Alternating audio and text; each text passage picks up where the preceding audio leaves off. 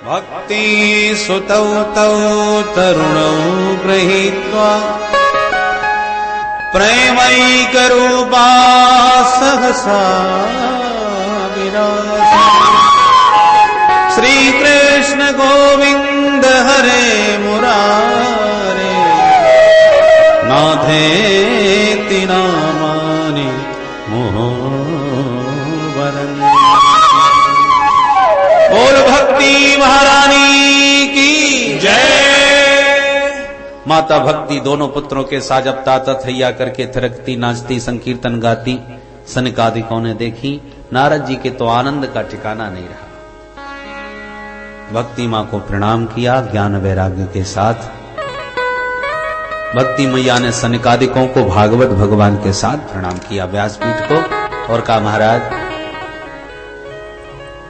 आपके इस पावन भागवत रस ने मेरे पुत्रों को स्वस्थ कर दिया। अब मैं विधिवत बैठ के इस पूरे अमृत को पीना चाहती हूं। कहां बैठ जाऊं? अहम प्रतिष्ठामी।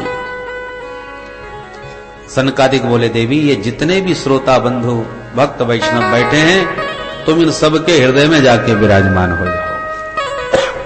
क्यों?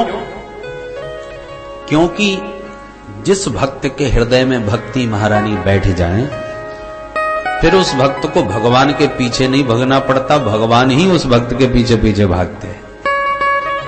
ऐसा क्यों? क्योंकि भक्ति महारानी भगवान की प्राण प्रिया है, प्रियतमा है। भगवान भक्ति जी से इतना प्यार करते हैं, इतना प्रेम करते हैं कि दीवाने हैं।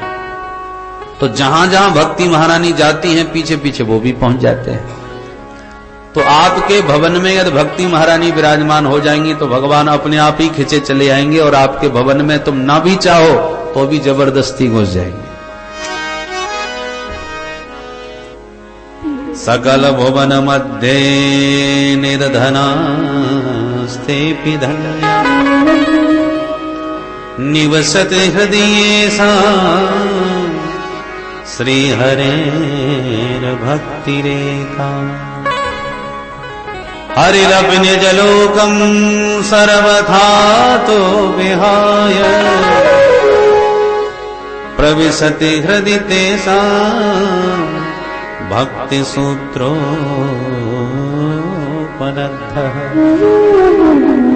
सकल भुवन मध्य यानी 14 भुवनों में परम धन्य वही है जिसके हृदय भवन में भक्ति महारानी का निवास हो। माताएं साफ सफाई करना बहुत अच्छी तरह जानती है, भाइयों को इतना ज्ञान नहीं होता। तो आपके भवन में यदि गंदगी होगी भी तो भक्ति महारानी जब वास करने लगेंगी तो इतनी सफाई कर देंगी, मकान को भवन को ऐसा झाड़ पोंछ के चमका देंगी कि ठाकुर जी का तो बहुत मन है सबके भवन में बैठने का, पर बैठने लायक भी तो हो। एक कुत्ता भी जहां बैठता है वहां अपने पैरों से स्थान को ठीक बनाता है और उसे उचित लगता है तब बैठता है। तो त्रिभुवनपति उन परम प्रभु को बैठाना चाहते हो तो उनके योग्य भूमि भी तो बनाओ। ठाकुर जी बैठने को भवन में झांकते हैं पहले के भवन कैसा है, ढूंढते ही रहते हैं कि खाली मकान मिले तो कब्जा करें, और मकान खाली हो तब तो कब्जा हो जब भवन में देखते हैं कि काम क्रोध लोभ मोह मद मात्सर्य ईर्षा द्वेष छल कपट इतने भरे पड़े हैं कि ठाकुर जी दूर से ही समझ लेते हैं हाउसफुल, यहां जगह नहीं है भैया पैर रखने के लिए। तो बाहर से ही ताक करके झांक करके लौट जाते हैं। और जिसके भवन से ये सारे भाग गए और भक्ति महारानी जी ने अपना अड्डा जमा लिया, सारे दुर्विकारों को झाड़ पहुंच करके भगा करके साफ करके और चमका देती हैं। और मेरे प्रियतम प्रभु को क्या पसंद है उन्हीं तदनुकूल अपना और भवन का श्रृंगार करके सुसज्जित होके प्रियतम की प्रतीक्षा में जब बैठ जाती हैं तो हरिरपि निज लोकम सर्वथा तो विहाय। ठाकुर जी अपना भवन अपना साकेत वैकुंठ सब छोड़ छाड़ के प्रविशति हृदय तेषां उसी भक्त के हृदय में बरबस प्रविष्ट हो जाते हैं। और एक बार प्रविष्ट हो पाए तो उनकी प्रियाजी उनके पाद पद्मों को ऐसा पकड़ती हैं, ऐसा बांधती हैं, ऐसा जकड़ती हैं कि वो जीवन में फिर दोबारा लौट ही नहीं पाते, हमेशा के लिए कैद हो करके उस भक्त के भवन के बंदी बन जाते हैं। प्रभु को बांधने में सामर्थ्य यदि है तो उनकी भक्ति महारानी है, वही उन्हें बांध सकती है। जल्दी से तो वो किसी के भवन में घुसते नहीं, और जिस पर भवन में घुस के कब्जा कर लें तो जीवन में फिर खाली करने वाले भी नहीं, हमेशा के लिए प्रविष्ट हो जाते हैं। एक ब्रज की गोपी थी, जमुना के किनारे आंख बंद किए ध्यान लगाए बैठी थी। देवर्षि नारद निकल पड़े और ध्यान मग्न ब्रजवाला को देखा तो नारद जी को सबसे बड़ा आश्चर्य हुआ। संत जिसका ध्यान लगाते हैं वही ध्यानगम्य तत्व श्री कृष्ण आज इन गोपियों के आगे पीछे नाचते डोल रहे हैं। तो जिसका ध्यान लगाया जाता है वह स्वयं इनके आगे पीछे भागता है, तो फिर ये किसका ध्यान लगाने आई है? कौतुक हुआ नारद जी को। तो गोपी के सामने आके बैठ गए। थोड़ी देर में ब्रजबाला के नेत्र खुले। नारद जी को देखते ही तुरंत प्रणाम किया। नारद जी बोले, देवी जी मैं पूछ सकता हूं कि आंख बंद करके किसका ध्यान कर रही थी?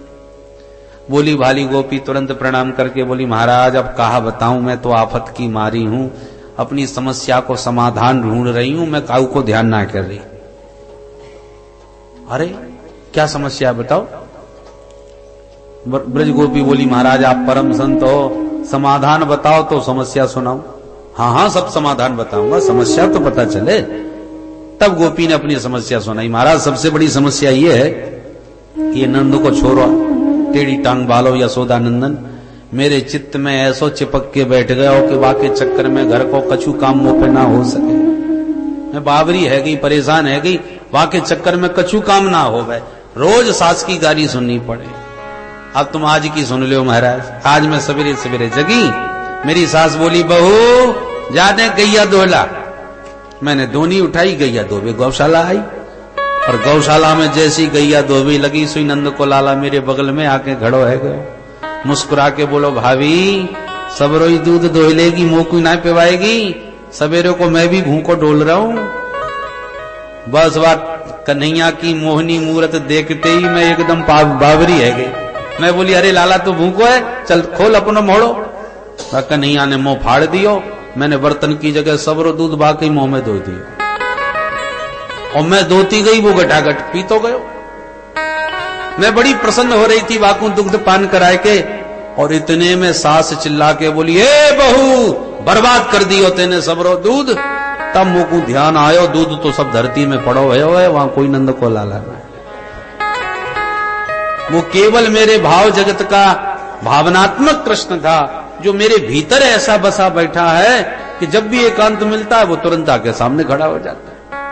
अब सबरो दूध धरती में जब मैंने देखो, मुझको बड़ी लाज लगी। सास ने 1000 गारी दी, राम राम तेरी बुद्धि बाबरी है गई, के मति खराब है गई है, कहते ने भांग पी राखी है। अब मैं कहा कहती सास से सुन के रह गई। सास झल्ला के बोली, अब मुकुंद धान कूटनी है, जल्दी से चावल निकाल, मैं चावल बनाऊंगी, भात बनाऊंगी आज। मैं आंगन में आके मूसल लेके धान कूटने लगी। जहां एकांत भयो, वो नंद को छोरा फिर सामने खड़ो है गया। अरे भाभी नाराज है गई है का, कैसी मुंह लटकाए बैठी है? महाराज का बताऊं, बाकी मोहनी मूरत देखते ही मैं बिल्कुल पागल है गई। मैं फिर वहां से बातें कर भी लगी। कितनी देर तक कहा बातें वही मोह होश ना है। जब सास झल्ला के पड़ी, ए बाबरी कौन से बैठी बैठी बतिया रही है, तब मुंह को होश आयो, वहां कोई नंद को लाला ना है, अकेली बैठी बातें कर रही। सास ने फिर आके 1000 गाली सुनाई। झल्ला के बोली, बिल्कुल बाबरी है गई, जा जाके जमुना जल भरला, पानी की बूंद ना पीवे को। मैं मटकी लेके पानी भर में चली आई जमुना तट। अब जमुना जल तो मैंने भर लियो महाराज, पर मटका इतना भारी के सिर पे ना उठा पाई। सोच में लगी, कहा करूं, सुई नंद को लाला आ गयो। अरे भाभी मैं ऊंचाई दूं का? मैं बोली, अरे लाला बड़े मौके पर आए, ने एक सहारो लगाए दे। वह कन्हैया ने हाथ लगायो, मैंने मटका उठायो, दम दी से गिर के फूट गयो। तब होश आयो, वहां कोई नंद को लाला ना। अब मटकी मेरी फूट गई महाराज। घर में जाती 1000 गाली फिर सुननी सास की। मैं तो तंग आ गई आनंद के छोरा से। आज मैंने उठान ली कि जब तक या चित्त चोर को चित्त से ना निकारूंगी तब तक घर को काम कबू ना कर पाऊंगी। सो महाराज में आंख बंद करके वही अभ्यास कर रही थी कि चित्त में घुस तो गया अब या निकलेगो कैसे। मैं वो अभ्यास कर रही हूं। अब आप ही बताओ, मैंने तो सबरी कोशिश कर ली, मुंह पे ना निकले, आप ही बताओ। नारद जी तो सिर पकड़ के बैठ गए, हे भगवान, ऐसा विपरीत योग करने वाला साधक पहली बार देखा। दुनिया तो मेरे से यही पूछती है, महाराज घर छोड़ दिया, परिवार छोड़ दिया, राख लगा करके पंचाग्नि तप रहे, गर्मियों में इतना सब कर रहे हैं, पर आंख बंद करते ही फिर वही संसार घूमता है। संसार कैसे निकले, माधव में मन कैसे लगे, ये तो सारी दुनिया सुनाती है अपनी समस्या, पर ये समस्या पहली बार सुनी कि वो चित्त चोर ऐसो चिपक के बैठ गए हो कि निकल तो ना है महाराज, अब घर को काम कैसे करूं ये बताओ। जिसकी एक झलक पाने के लिए महात्मा कितना कितना साधन करते हैं, यम नियम आसन प्राणायाम प्रत्याहार धारणा ध्यान समाधि, तब जाकर के एक हाथ झलक मिल जाए पदनक चंद्रिका की तो अपने को कृतार्थ मानते हैं कि एक झलक आज कुछ मिली।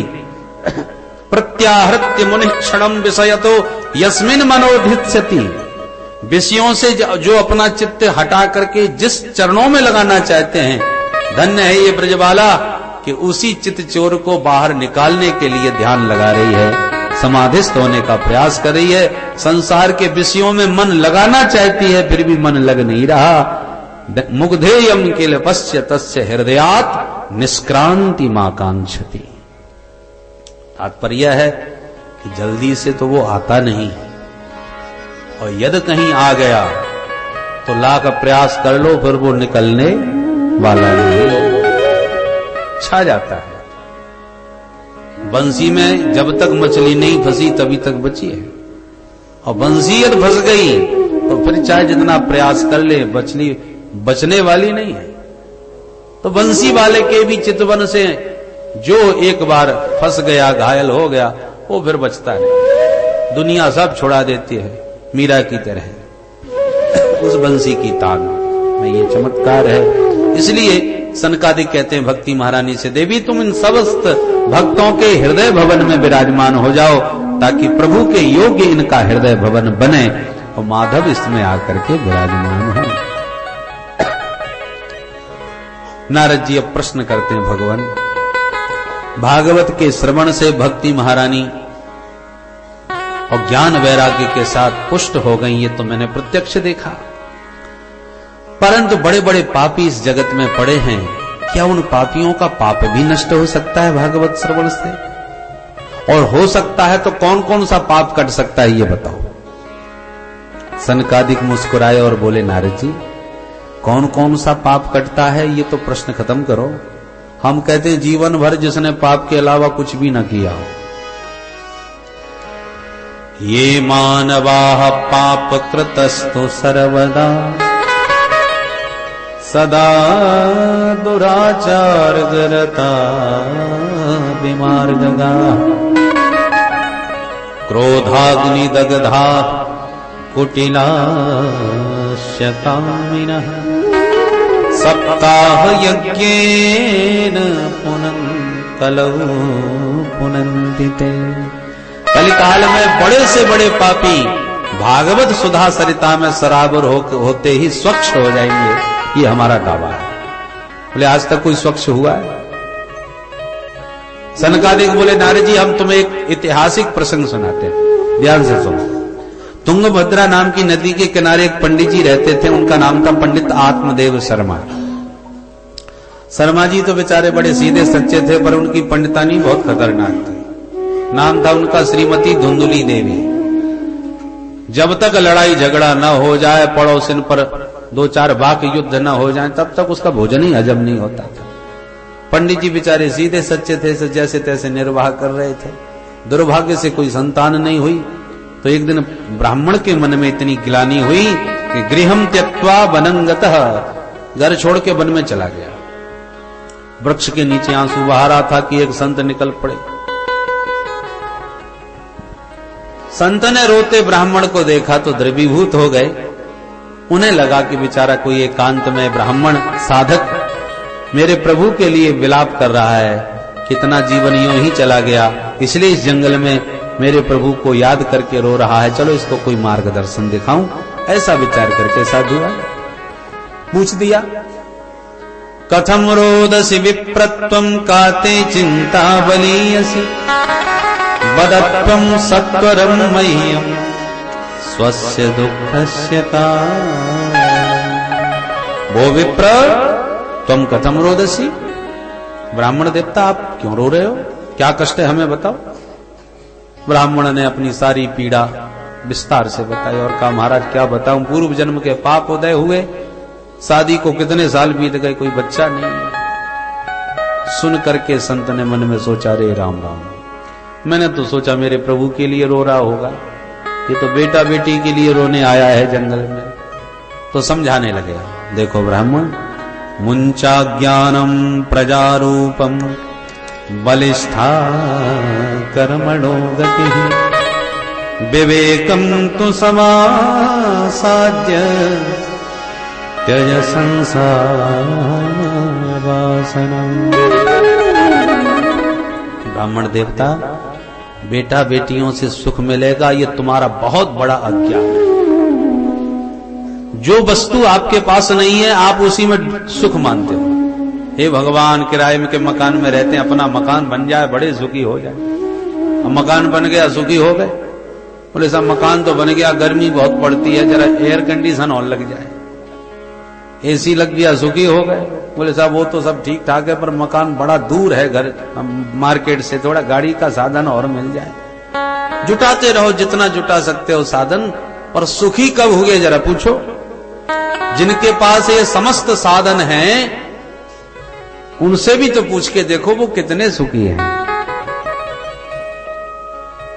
इसलिए ब्राह्मण, तुम्हारे पास बेटा नहीं है इसलिए तुम बेटे में सुख ढूंढ रहे हो, बेटा हो तो बड़े सुखी हो। अरे जानवरों के दर्जनों बच्चे होते हैं, कितने सुखी हैं। संतान से सुख मिलेगा ये तुम्हारी भ्रांति है। ब्राह्मण बुरा मत मानना, तेरे भाग्य की रेखाएं स्पष्ट कह रही हैं, सप्त जन्मावधि तव पुत्रो नई वच नई वच, 7 जन्म तक तेरे को कोई संतान नहीं होगी। इतना सुनते ही ब्राह्मण ने बड़ी जोर से सिर पटका धरती में। संत जी घबरा गए, रे ब्राह्मण क्या करते हो, ऐसे सिर पटकोगे मर जाओगे। ब्राह्मण ने कहा, मरने तो मैं बैठा ही था, आपको देख करके मुझे लगा कि आप संत हो, मेरा कष्ट दूर करोगे, सो आपने तो मेरा कष्ट 7 गुना और बढ़ा दिया। मैं तो इसी जन्म के लिए रो रहा था, आपने 7 जन्म की सुना दिया। मैं कुछ नहीं जानता महाराज, मुझे आपको बेटा देना पड़ेगा, और नहीं दिया तो दूसरी बार इतनी जोर से सिर पटकूंगा कि मैं तो मर ही जाऊंगा, पर आपको भी ब्रह्म हत्या लगेगी, याद रखना महाराज। संत जी की धड़कन तेज हो गई, हे भगवान, बिना मतलब की ब्रह्म हत्या मोल ले ली हमने। अरे ब्राह्मण, जब तेरे भाग्य में विधाता ने नहीं लिखा तो मैं तुझे संतान कहां से दे दूंगा भाई। बोले नहीं महाराज, मैं कुछ नहीं जानता, नोचेत त्यजाम्य हम प्राणास्त्वदग्रे शोक मूर्छित, अभी मरता हूं, नहीं तो बेटा दो। संत जी ने समझ लिया कि ये निश्चित मर जाएगा। बोले अच्छा भाई सुनो सुनो ब्राह्मण, अब इतनी जल्दी ना करो, एक निवेदन हमारा सुन लो, हम भगवान के नाम से एक फल तुम्हें दे रहे हैं, इदम भक्ष्य पत्न्या त्वं ततः पुत्रो भविष्यति। ये फल अपनी पत्नी को खिला देना है तो भगवान ने चाहा निश्चित बेटा ही होगा। आप तो ब्राह्मण खुशी के मारे नाचने लगे। धन्य हो, साधु बड़े सरल होते हैं, बड़े दयालु होते हैं। और खूब महिमा गा करके पंडित जी दौड़े दौड़े घर आए। अरे सुनती हो, देखो क्या लाया हूं। पंडितानी दौड़ी दौड़ी आई, क्या लायो महाराज? देखो कितना सुंदर फल है, जल्दी से खाओ। पंडितानी ने माथा पकड़ा, हे भगवान, गला तो ऐसे फाड़ रहे थे जैसे 9 लखा हार लाए हो। मैंने आज तक क्या फल नहीं खाया जो एक फल दिखा रहे हो हमको? पंडित जी बोले, भाग्यवान, ऐसा वैसा फल नहीं है, खाएगी तो बेटा होगा, बहुत बड़े सिद्ध बाबा ने दिया है मेरे को। पूरी कहानी सुना दी। ओहो, ऐसा फल है ये, तब तो मैं अवश्य खाऊंगी। आप अपना काम करो, अभी मैं नहा धो के पूजा पाठ करके फिर पाती हूँ। हाँ ठीक कह रही है, जरूर ध्यान से पा लेना। ठीक है महाराज, विश्वास दिला दिया। पंडित जी पड़ोसी के यहाँ चले गए गप्पे मारने के लिए कि देखना अब हमारे घर में भी किलकारियां गूंजने वाली हैं। बहुत बड़े सिद्ध संत का आज दर्शन मिला था, वो सब सुनाते फिर रहे थे जगह जगह। और पंडितानी घर में फल लिए बैठी है, हे भगवान, खाऊं क्या ना खाऊं? ये तो सीधे सच्चे हैं, चाहे जिसकी बातों में आ जाते हैं, पर मैं ऐसी बातों में आने वाली नहीं हूं। बहुत दूर की सोचती हूँ, बहुत आगे पीछे की सोचना पड़ता है। सोच ही रही थी कि पड़ोसन आ गई। धुंधली बहन क्या सोच रही है बैठी बैठी? अरे सखी तू खूब आएगी। हमारे स्वामी जी को न जाने किस बाबा बैरागी ने एक फल पकड़ा दिया, कह रहे हैं इसको खाएगी तो बेटा होगा। और तू बता फल खाने से कहीं बेटा बेटी होते हैं? सब बकवास। मैं इन बातों को नहीं मानती, पर समझ में नहीं आता क्या करूं। पड़ोसन बोली, देख बहन ऐसे मत बोल, संतों के वचनों में बड़ी शक्ति होती है। यदि किसी संत ने फल दिया है तो मुझे तो भरोसा है तू खाएगी तो निश्चित बेटा होगा। और एक बात बता, न भी हुआ बेटा तो फल कोई नुकसान करने वाला तो है नहीं, कोई दवा तो है नहीं जो तू इतना डर रही है और सोच रही है। अरे भगवान का नाम लेके पाले, होना होगा तो हो जाएगा, नहीं तो कोई नुकसान की तो कोई बात ही नहीं। अच्छा, धुंधली बोली, तो तू कहती है तो पा ही लेती हूं, पर एक बात बता, मैंने सुना है गर्भिणी स्त्री ज्यादा तेज भाग भी नहीं सकती। पड़ोसन बोली, तो तुझे कहां दौड़ में हिस्सा लेना है? अरे मत भागना, ये कोई समस्या है? धुंधली बोली, देख बहन वैसे तो मुझे कहीं नहीं भागना दौड़ना, परंतु घर में ये आग लग गई तो भगना नहीं पड़ेगा, समय का क्या भरोसा। पड़ोसन ने कान बंद किए, हे भगवान क्या उटपटांग बातें सोच रही है बैठी बैठी। अरे शुभ शुभ सोच, कहीं कुछ नहीं होगा, भगवान का नाम लेके पाले। अच्छा तू कहती है तो पा लेती हूं, पर मैंने तो ये भी सुना है गर्भवती स्त्री ज्यादा काम नहीं कर सकती। पड़ोसन बोली, तो ये कोई बहुत बड़ी समस्या नहीं, अपनी ननद को बुला लेना, 4 महीने पहले से बुला करके उसी से सब काम करवाना। जब बुआ बनती है वो तो बधाई तो देनी ही पड़ती है, तो 4 महीना पहले से उसी से काम करवाना, बाद में बधाई दे देना।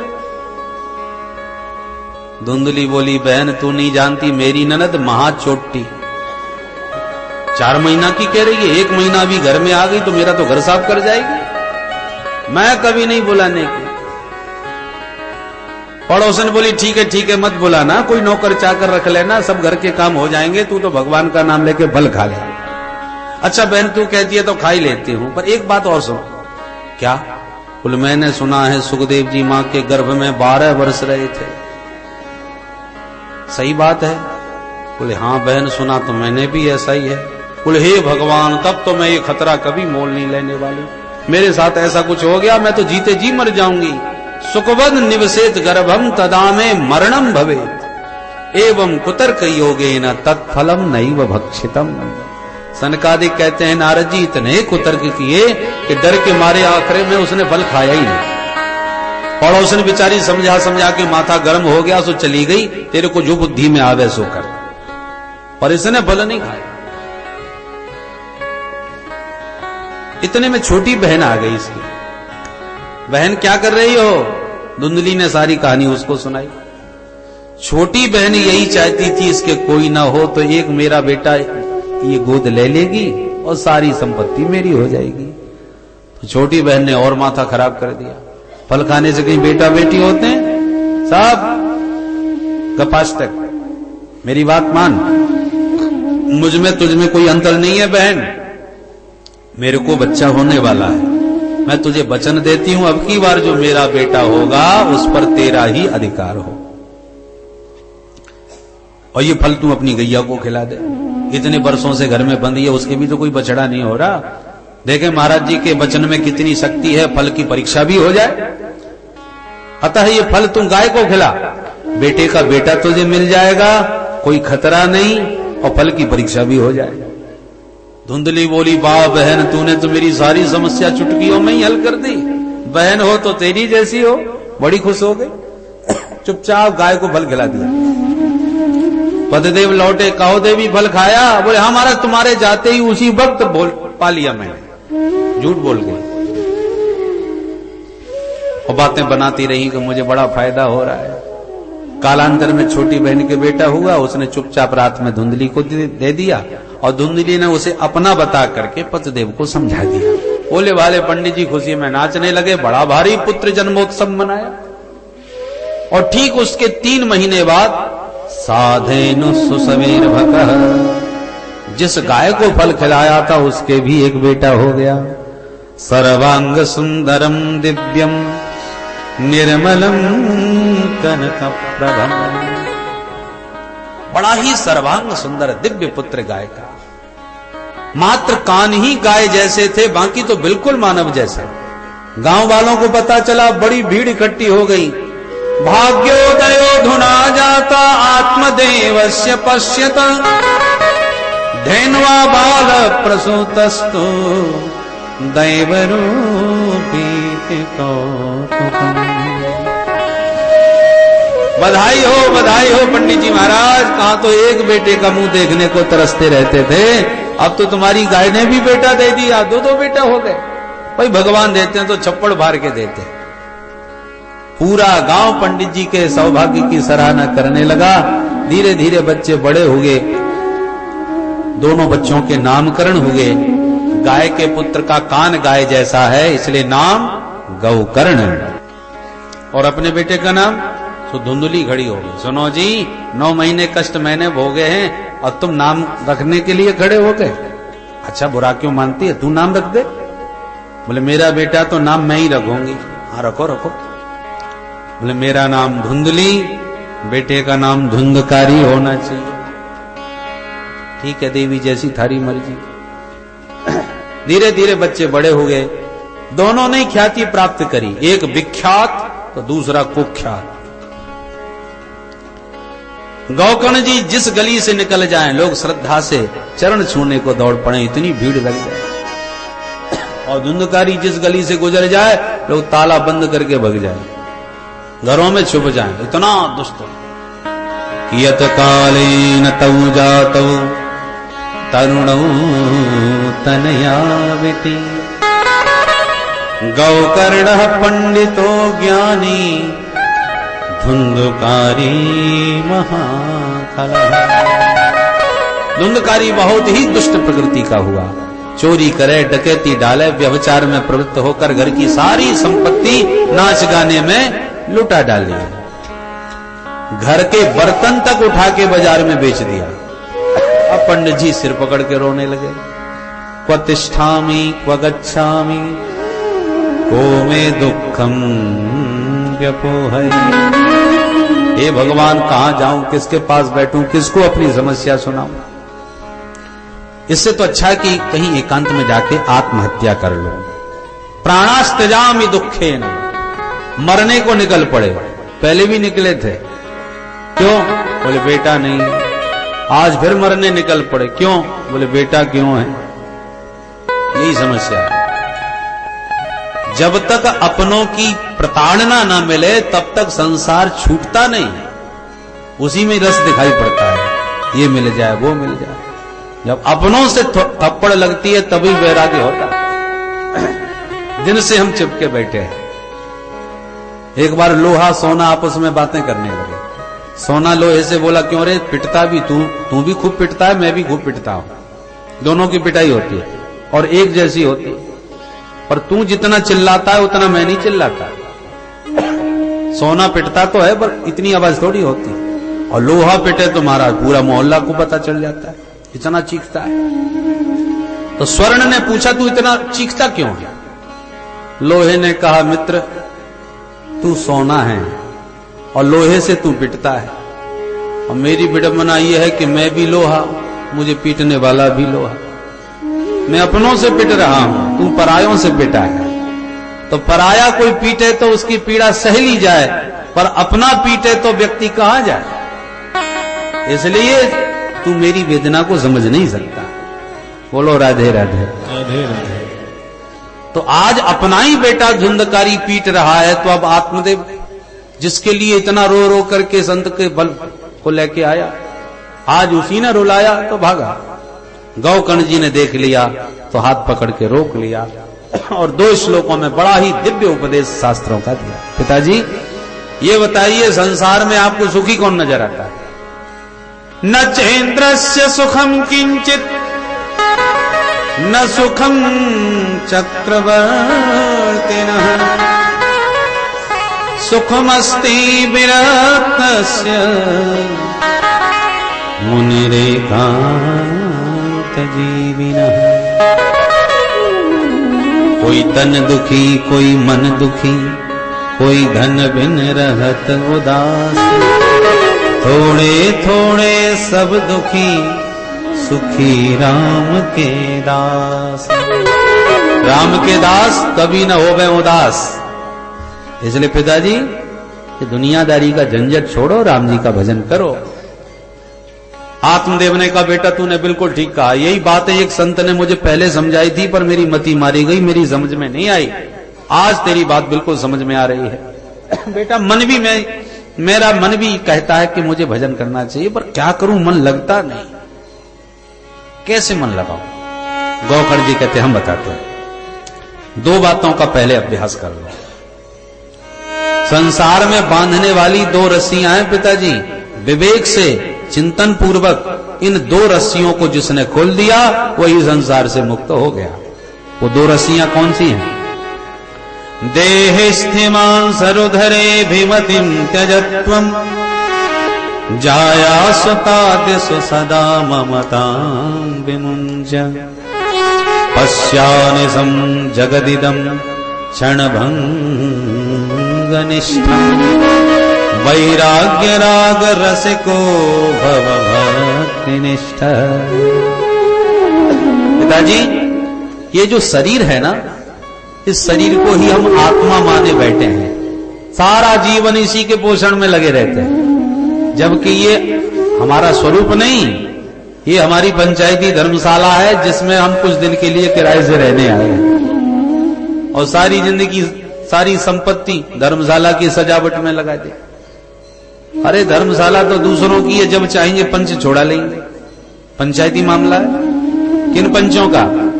चित जल पावक गगन समीरा पंच रचित अति अधम शरीरा। चित जल पावक गगन समीरा पंच रचित अति अधम शरीरा। ये पंचायती धर्मशाला में बहुत से यात्री रहते हैं। इस देह में भी न जाने कितने जीवाणु कीटाणु सब भरे हैं। आप भी इसमें देह में रह रहे हैं, पर आप अपना अधिकार मान के रह रहे हैं। धर्मशाला में आपने कमरा बुक करा लिया, महाराज जी का आश्रम में आप केवल 7 दिन के लिए बुकिंग कराए हो। अब 7 दिन प्रेम से रहो, जाओ अपनी सूरत। परंतु कोई कब्जा ही करके बैठ जाए, हम कमरा खाली ही नहीं करेंगे। और जो पंचायती मामला है, राजी नहीं तो गैर राजी, भगना तो पड़ेगा, सामान फेंका जाएगा। तो जो लोग प्रेम से रहते हैं और आदेश मिलते ही खाली करके चले जाते हैं, उन्हें कोई कष्ट नहीं होता। कष्ट उनको होता है जो कब्जा किए बैठे हैं, छोड़ना नहीं चाहते। अरे 5 साल मकान पे रह लो तो कब्जा होता है, तो जहां 50-50 साल रहे जिस मकान में, वो कौन खाली करना चाहेगा? तो फिर यमराज को, यमदूतों को भेजना पड़ता है खाली करवाओ। और यम के दूत आके मार मार हंटर पिटाई करते हैं और सारा सामान बाहर फेंकते हैं। तो वो दुर्गति से बचना चाहो तो आदेश मिलते ही खाली करके चल दो, कब्जा मत करो। धर्मशाला में धर्मशाला की तरह रहो।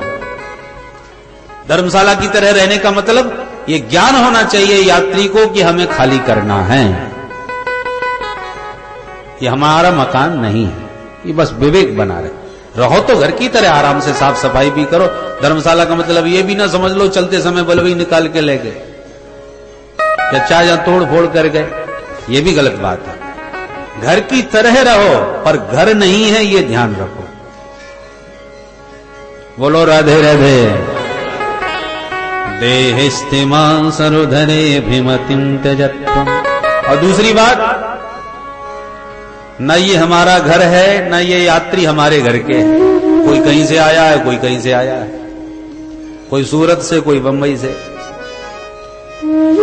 कोई जयपुर से तो कोई आगरा से।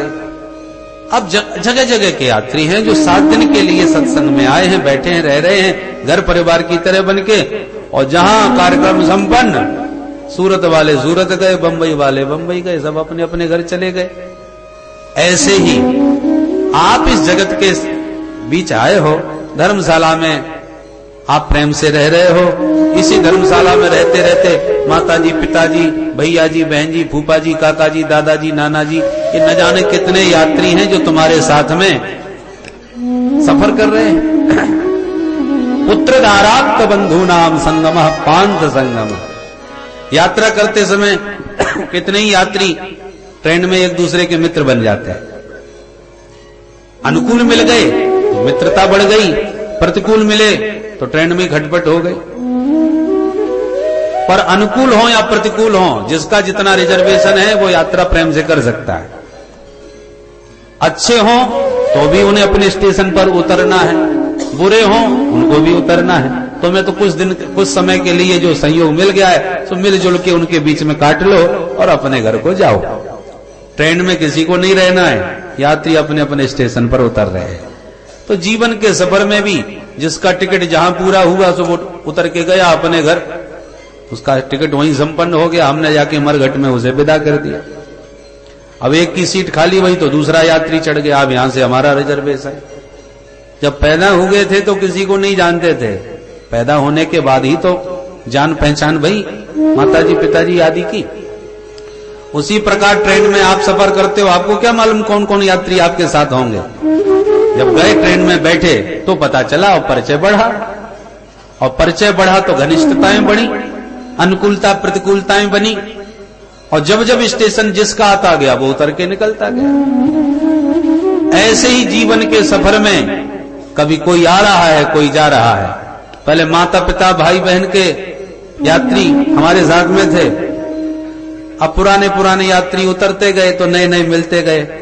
शादी हो गई तो धर्मपत्नी मिल गई, कुछ समय के बाद बच्चे हो गए, तो ये नए नए यात्री हैं जो हमारे सफर में हमारे साथ जुड़ते जा रहे हैं, और पुराने दादा दादी सब जाते जा रहे हैं। और इसी श्रृंखला में जैसे तुम यात्रियों को विदा करते गए ट्रेन के सफर में, ऐसे सारे यात्री तुम्हें भी किसी दिन विदा कर देंगे जब तुम्हारा स्टेशन आएगा। बोलो राधे राधे। इसलिए इस जीवन के सफर को सुखद तो बनाओ, आनंद के साथ सफर करो, ये ध्यान रखते हुए कि हमें अपने स्टेशन पर उतरकर अपने घर जाना है।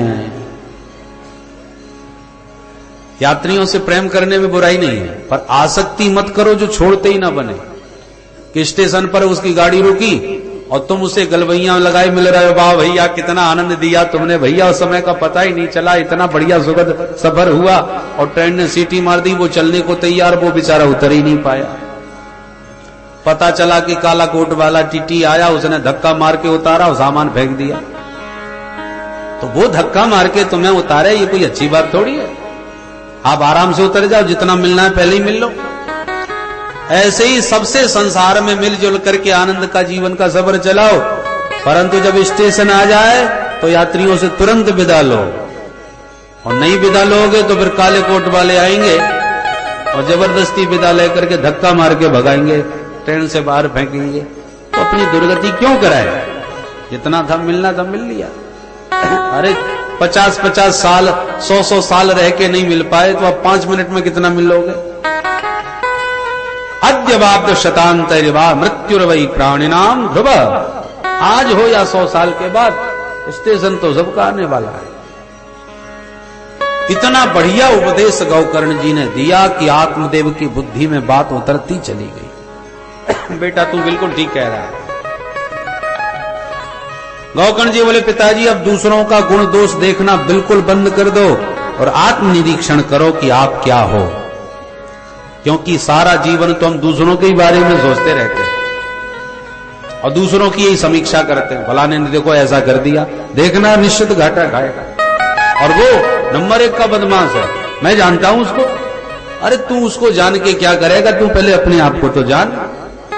तू अपने को जानेगा तो फायदे में रहेगा, दूसरे को जानने से कोई फायदा नहीं, अपने को परेशान करेगा।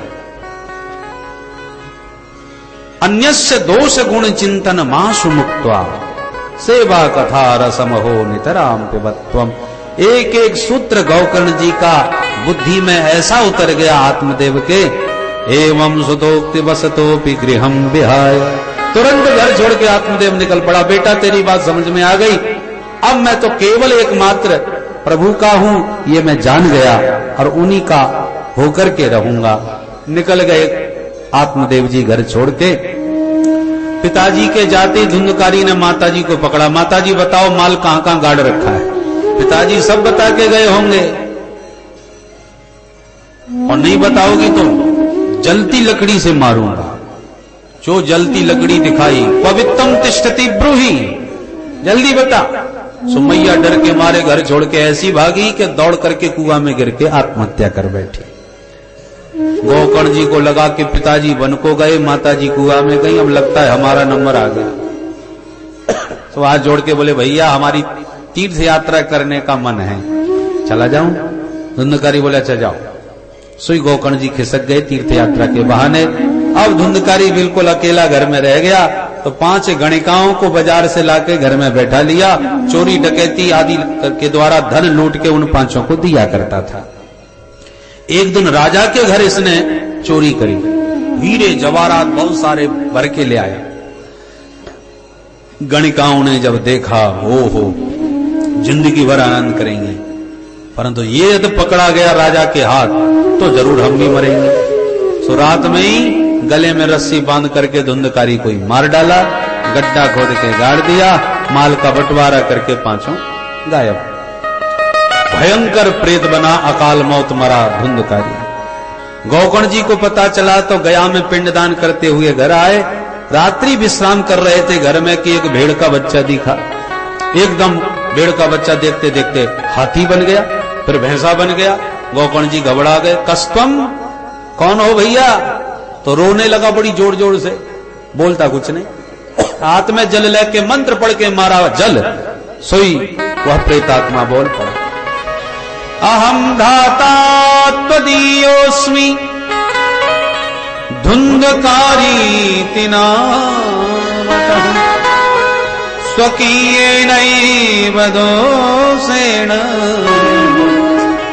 ब्रह्मत्वं नाशितम् मया। भैया तुम्हारा ही भाई धुंधकारी हूं, जीवन में कितने पाप किए उसकी कोई गिनती नहीं है, उसी के पापड़ बेल रहा हूं कि प्रेत बना भटक रहा हूं, मेरा उद्धार करो भैया। गोकर्ण जी ने कहा मेरे को सब पता चल गया तुम्हारे बारे में, मैं पिंडदान करके आया हूं गया में, फिर तेरा उद्धार क्यों नहीं हुआ भाई? धुंधकारी बोला 100 पिंडदान भी करने से कुछ नहीं होने वाला, नंबर 1 का प्रेत हूं, छोटा मोटा नहीं। गया श्राद्ध सतेनापि मुक्तिर में न भविष्यति। अच्छा भैया तो ठीक है, कोई दूसरा उपाय करते हैं। धुंधकारी चला गया, रात भर सो न सके। प्रातः विद्वानों को बुला के गोकर्ण जी ने परामर्श किया, पर कोई भी विद्वान इस प्रेत को मुक्ति देने वाला साधन नहीं बता सका। तब सूर्य भगवान से प्रार्थना करी और सूर्य भगवान बोल उठे, श्रीमद् भागवतान मुक्ति सप्ताहम वाचनम। प्रिय गोकर्ण जाओ अपने भाई को भागवत संहिता का सप्ताह विधि से श्रवण कराओ, मुक्त हो जाएगा।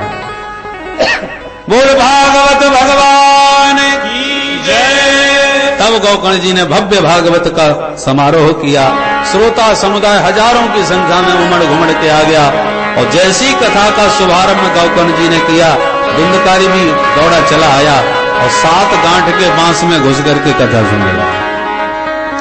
प्रतिदिन की कथा से एक एक ग्रंथि चटकती गई, और एवं 7 दिनश्चैव 7 ग्रंथि विवेदनम, 7 ग्रंथियों का भेदन करके जैसी सप्ताह संपन्न हुआ, दिव्य रूप धरो जातः तुलसी दाम मंडितः पीतभासा घनश्यामो मुकुटी कुंडलान्वितः। दिव्य मकराकृत कुंडल झिलमिलाते हुए पीतांबर फहराता हुआ अलौकिक रूप में धुंधकारी बांस से प्रकट हो गया। बोल भागवत भगवान की जय। मुक्त कंठ भागवत की गरिमा का गायन किया धुंधकारी ने और गोकर्ण को प्रणाम किया। धन्या भागवती वार्ता प्रेत पीड़ा विनाशिनी। एक दिव्य विमान प्रकट हो गया, जिसमें पार्षदों ने हाथ पकड़ के धुंधकारी को बैठा लिया। गोकर्ण जी ने पार्षदों से कहा, भैया यहाँ हजारों श्रोता बैठ के सुन रहे हैं, तुम एक ही विमान क्यों लाए? पार्षदों ने कहा, भैया जो जैसा था वैसा फल मिला। पानी बराबर बरसता है एक जैसा, पर कहीं पर पानी कीचड़ रूप में परिणत हो रहा है। गंगा जी में गिरा तो गंगा जल बन गया, सर्प के मुंह में गिरा तो जहर बन गया, विषैला हो गया। पानी की बूंद वही है जो बराबर बरस रही है, पर अलग अलग उसकी परिणति हो रही है। ऐसी कथा तो वही है, पर श्रोताओं की पात्रतानुसार कथा की भी परिणति भिन्न भिन्न होती है। श्रवणम तु कृतम सर्वै न तथा मननम कृतम। कथा तो सबने सुनी है, पर मुक्ति की उत्कंठा तो केवल धुंधकारी के मन में थी, बाकी सब मुक्त होना थोड़ी चाहते थे। कोई तो कह रहा था, अरे गोकर्ण ने कथा करी है, पहली बार कर रहा है, चलो सुने आवे कैसी बोलता है। कोई कहता है कि अरे फालतू का समय तो है ही, चलो वहीं बैठ के समय पास कर लेंगे। तो श्रोताओं के उद्देश्य अलग अलग होते हैं। कोई कहता है ऋषभ राठी साहब ने आयोजन कराया, एक दिन तो जाना ही पड़ेगा, चलना चाहिए, उन्होंने आग्रह किया इसलिए। तो उद्देश्य जब तक देखो, ये तो कल्प वृक्ष है, जैसी कल्पना होगी वैसा फल होगा। यदि आपकी उत्कंठा मुमुक्षा मन में है, कल्याण की कामना आपके हृदय में है, तो निश्चित कल्याण होगा। पर केवल व्यवहार तक आपकी भावना सीमित है या समय पास ही करना चाहते हो, तो बहुत अच्छा समय भी पास हो रहा है। बोलो राधे राधे। जो मांगोगे वह मिलेगा। अब तो सारे श्रोता उदास हो गए, धुंधकारी तो गया। गोकर्ण जी बोले अब देखो दोबारा हम कथा कराएंगे, अब की बार मत चूक जाना। तो अगले महीने में गोकर्ण जी ने पुनः एक भव्य भागवत का आयोजन किया। तो दूसरी कथा का जब विराम हुआ तो श्री सनकादिक कहते हैं, नारद जी जितने श्रोता उतने विमान प्रकट हुए थे, और स्वयं श्री हरि ने प्रकट होकर के गोकर्ण को हृदय से लगा लिया। बोल भागवत भगवान की जय। जैसे राम जी सारे अवधपुर वासियों के साथ साकेत गए थे, ऐसे ही अयोध्यावासिनः पूर्वं यथा रामेण संगता तथा कृष्णेन ते नीता गोलोकम योगी दुर्लभ। बड़े बड़े संतों को जो दुर्लभ धाम है, वह गोकर्ण जी ने अपने दिव्य कथा सुधारस पान करा के सभी श्रोताओं को प्रदान कर दिया। अब तुम ही बताओ नारद जी, तुम कह रहे थे कौन कौन से पापी तर जाते हैं। अरे धुंधकारी जैसा महापापी तर गया मरने के बाद प्रेत बन के कथा सुनकर। तो सामान्य कोई पापी तर जाए तो कौन आश्चर्य की बात है। अत्यंत प्रसन्न हो गए नारद जी। और अंतिम प्रश्न, महाराज ये बताओ कथा सुनने के नियम क्या है। तो पहला नियम बताया। प्राय लोग यही ज्यादा पूछते हैं कि ये बताओ महाराज कथा कराने का मन तो बहुत है, पर कितना खर्चा आ जाएगा। तो वही खर्चा सबसे पहले बताया सनकादिकों ने कथा के नियमों में। विवाहे यादृशम वित्तम तादृशम परिकल्पये। जैसे हम बेटी के विवाह की तैयारी धूमधाम से करते हैं अपनी सामर्थ्यानुसार, ऐसी भागवत का समारोह अपनी सामर्थ्य के अनुसार दिव्य भव्य और बृहद करना चाहिए। जैसे एक बेटी के विवाह में कितना खर्चा आए, ये कोई पूछा जाए तो कोई बता सकता है क्या? हर व्यक्ति अपनी अपनी सामर्थ्य से बेटी का विवाह करता है, कोई थोड़े में तो कोई बहुत में। ऐसे ही अपनी सामर्थ्य के अनुसार भागवत भगवान का स्वरूप भव्य करना चाहिए, महोत्सव मनाना चाहिए, भागवत का समारोह। वक्ता का चयन बहुत बुद्धिमानी से करे, विवेक पूर्वक। आस्तिक हो, वैष्णव हो, भगवत भक्त हो, संशय क्षेत्रा हो और शास्त्रज्ञ हो और समझाने में कुशल हो, ऐसा वक्ता होना चाहिए। विवाह समारोह धूमधाम से है पर दूल्हा ठीक नहीं है तो सब बेकार। बोलो राधे राधे। तो भागवत समारोह में सबसे पहले वक्ता का चयन बहुत विवेक से करें। दूसरी बात, महाराज भोजन का नियम क्या है? बोले भोजन का नियम तो अच्छा ये है कि 7 दिन तक निराहार रह के कथा सुने। नारद जी बोले तब तो सुन ली कथा महाराज, बड़ा कठिन है ये तो। बोले भाई निराहार न रह सके तो घृतपानम, घी पिए केवल। बोले महाराज घी तो चुपड़ने को बंद कर रहे हैं डॉक्टर साहब, आप पीने की बात करो। बोले भाई घी ना पी सके तो पयः पानम, दूध पियो। बोले वो भी संभव ना बने तो? बोले तो फलाहारम, और फलाहार से भी काम न चले तो? बोले तो फलाहारम। बोलो राधे राधे। खूब चकाचक माल छान करके आओ, परंतु भोजनम तु बरम मन्ये कथा श्रवण कारकम। भोजन तब उत्तम है जब कथा सुनने में आनंद आवे। अब चकाचक माल छान के फिर कथा में बैठे तो पता चला खर्राटे बजने लगे। भोजन ज्यादा होगा तो आलस्य प्रमाद आएगा स्वाभाविक। तो अपनी सामर्थ्य के अनुसार नियम ले। यदि ज्यादा नींद आती है तो प्रातः मध्याह्न में फलाहार करके आवे। फलाहार करने से आलस्य कम आता है और भोजन अन्न में आलस्य ज्यादा आता है। इसलिए प्रायः यही नियम प्रचलित है, प्रातः फलाहार, मध्याह्न में और सायंकाल भोजन। और किसी का फलाहार से तृप्ति न मिलती हो, भोजन करके ज्यादा आनंद आता हो, तो प्रेम से 5 बार भोजन करे, कोई परेशानी नहीं। स्पष्ट कह दिया, भोजनम तु बरम मन्ये कथा श्रवण कारकम नोपवास बर प्रोक्त कथा विघ्न करो यदि। उपवास से कोई भी आपको समस्या है तो कोई आवश्यक नहीं है, शरीर की सामर्थ्य अनुसार अपना नियम ले। ऐसा कोई नियम न होना चाहिए जो कथा में बाधक बने। कथा के साधक नियम ग्रहण करें। कथा के विराम में 12 ब्राह्मणों का भोजन अनिवार्य है, बाकी जितना चाहे भंडारा करें। कथा के समापन में नित्य प्रति श्रोताओं को नाम संकीर्तन खूब गान करना चाहिए। जो संकीर्तन की बात कही सोई नारद जी ने बीणा उठा ली, गंगा के तट पर बीणा पर स्वर छेड़ दिए मालकोश राग। और भी जो श्रोता थे वो भी अपना अपना सहयोग प्रदान करने लगे। प्रहलाद जी ताली बजा उठे। कीर्तन में ताली का बड़ा महत्व है। संकीर्तन में जो ताली बजाते हैं उनके भाग्य का ताला खुल जाता है इस ताली से। हाथ में यदि कुयोग की रेखाएं हैं, दुर्घटना आदि की रेखाएं हैं, भगवान नाम की ताली बजने से वो कुयोग मिट जाते हैं। भगवान नाम की ताली बजने से पाप के पक्षी शरीर से उड़ जाते हैं।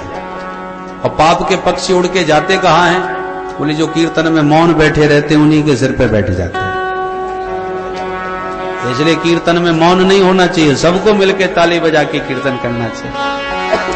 प्रहलाद जी ताली बजा उठे तो उद्धव जी ने मजीरा संभाल लिए, नारद जी ने बीणा पर राग छेड़ा तो अर्जुन ने मधुर कंठ से आलाप भरना प्रारंभ कर दिया कीर्तन में।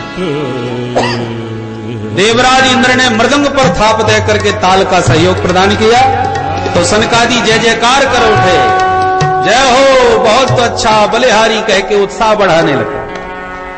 और उसी वक्त श्रोता समुदाय के बीच व्यासनंदन भगवान सुखदेव जी प्रकट हो गए, जो भागवत के श्लोकों को मधुर कंठ से गुनगुना उठे। प्रहलादस्तालधारी तरलगत तया चोद्दव कांस्यधारी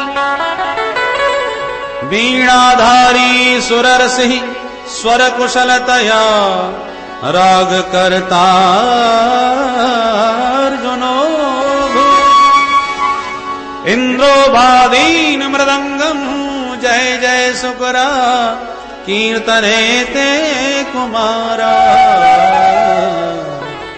यत्राग्रे भाववक्ता सरसर जनया व्यासपुत्रो बभूव।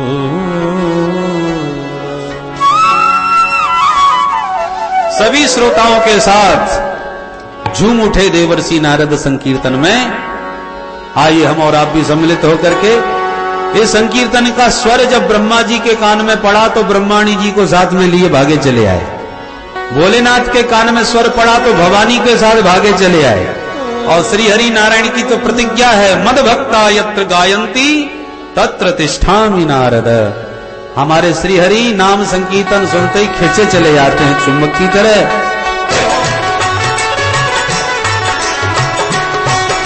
निकुंज में विराजे घनश्याम राधे राधे, निकुंज में विराजे घनश्याम राधे राधे, निकुंज में विराजे घनश्याम राधे राधे, निकुंज में विराजे घनश्याम राधे राधे, राधे राधे राधे घनश्याम राधे राधे, राधे राधे घनश्याम राधे राधे,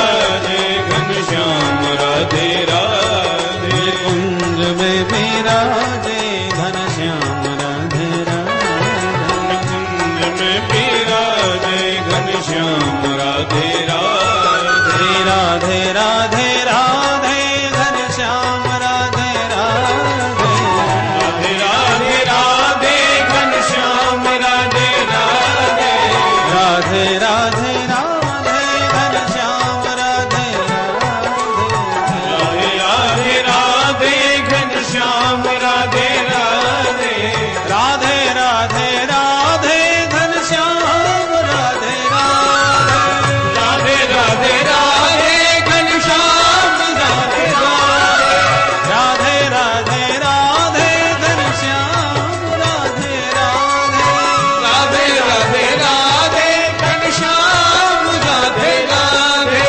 राधे राधे राधे घनश्याम राधे राधे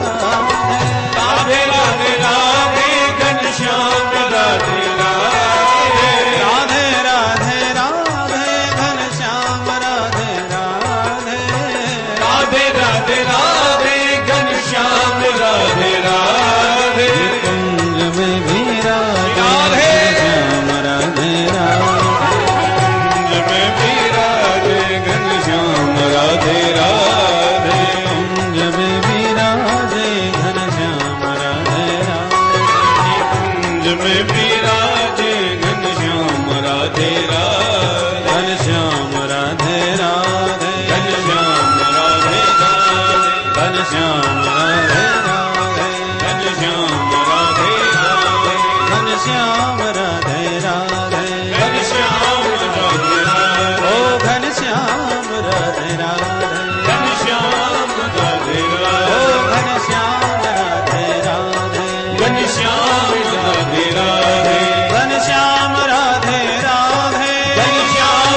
राधे घनश्याम राधे राधे श्याम राधे राधे घनश्याम राधे राधे घनश्याम राधे राधे घनश्याम राधे राधे घनश्याम राधे राधे घनश्याम राधे राधे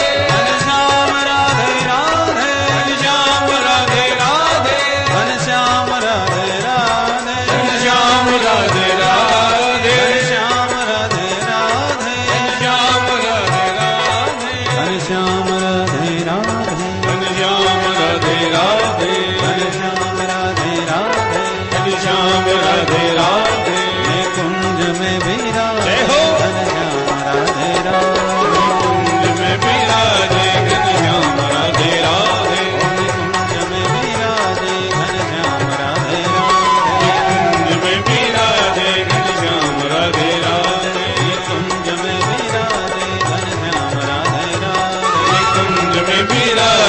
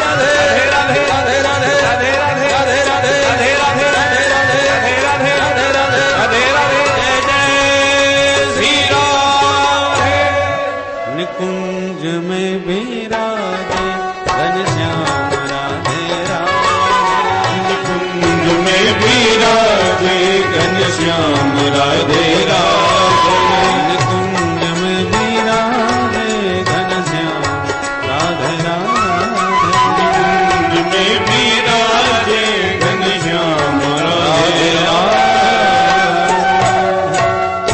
बोल राधा रानी की जय, बरसाने वारी की जय, मोर मुकुट बंसी वारे की जय, श्रीमद् भागवत महापुराण की जय, गंगा मैया की जय, सुख तीर्थ की जय, सुखदेव जी महाराज की जय, संत भगवान की जय। जय जय श्री राधे।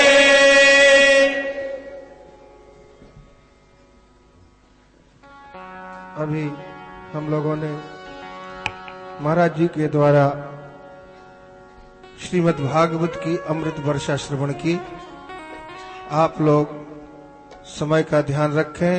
ठीक 9 बजे से प्रातः काल का सत्र प्रारंभ होगा, 9 बजे से 12 बजे तक, और मध्याह्न 2:30 बजे से 5:30 बजे तक आए। हम सभी मिलकर के भागवत भगवान की आरती करें और सभी श्रोता अपने स्थान पर खड़े हों। भागवत जी की आरती।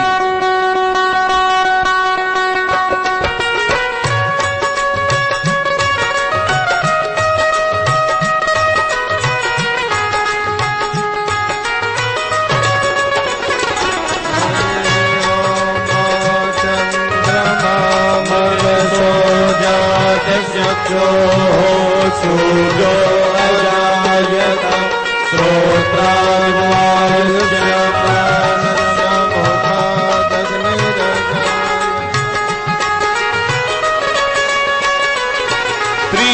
भागवत भगवान की है आरती, पापियों को पाप से है तारती।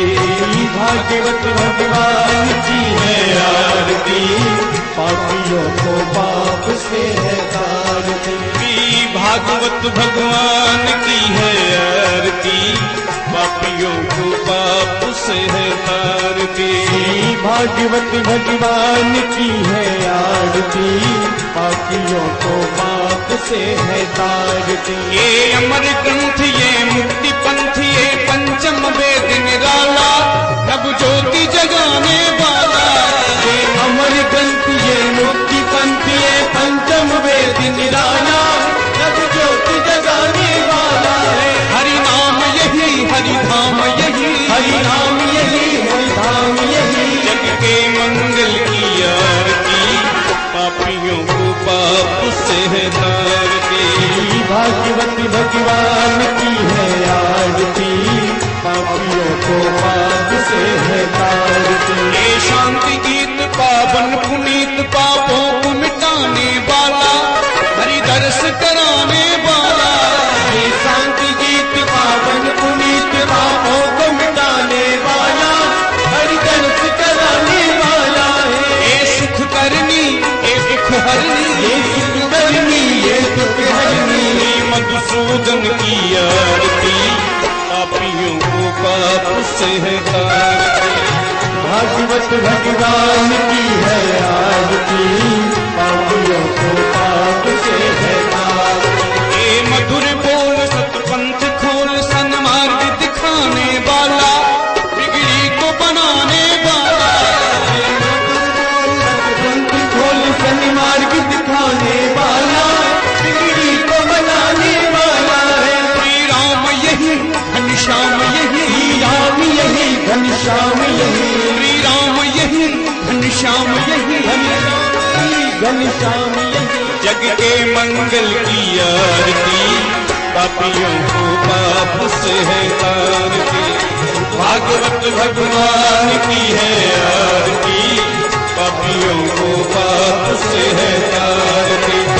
भागवत भगवान की है आरती, पापियों को पाप से है तारती। भागवत भगवान की है आरती, पापियों को पाप से है, पापियों को पाप से है, पापियों को पाप से है तारती। हरिः माधवो शान्तिरन्तरिक्षगो शान्तिः पृथिवी शान्तिरापः शान्तिरौषधयः शान्तिः वनस्पतयः शान्तिर्विश्वे देवाः शान्तिर्ब्रह्म शान्तिः सर्वगो शान्तिः शान्तिरेव शान्तिः सामा शान्तिरेधि आरार्तिक्यं समर्पयामि श्रीपुराणपुरुषोत्तमाय नमः जलेन शीतलीकरणं मन्त्रपुष्पाञ्जलि हरिः ओम् जनेन नमयजन्त देवास्तानि धर्माणि प्रथमान्यासन्न ते हनाकं महिमानः सचन्तजत्रपूर्वे साध्याः सन्ति देवाः ॐ एकदन्ताय विद्महे वक्रतुण्डाय धीमहि तन्नो दन्ति प्रचोदयात् ॐ नारायणाय विद्महे वासुदेवाय धीमहि तन्नो विष्णु प्रचोदयात् ॐ महालक्ष्मै च विद्महे विष्णुपत्नै च धीमहि तन्नो लक्ष्मी प्रचोदयात् सेवन्तिका वकुलचम्पकपाटलाब्जै पुन्नागजातकरवीररसालपुष्पै विलवाप्तवाल तुलसीदल मंजरीभिः त्वां पूजयामि जगदीश्वर मे प्रसीद नाना सुगंध पुष्पाणि यथा कालोद्भवानि च पुष्पाञ्जलिर्मया दत्तगृहाण परमेश्वर मंत्र पुष्पाञ्जलिं समर्पयामि श्री पुराण पुरुषोत्तमाय नमः। बोले बाल कृष्ण भगवान की जय। श्रीमद् भागवत महापुराण की जय।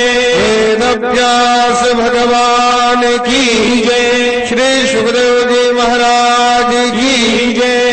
धर्म की जय हो, अधर्म का नाश हो, प्राणियों में सद्भावना हो, विश्व का कल्याण हो, गौ माता की जय हो। हर हर महादेव।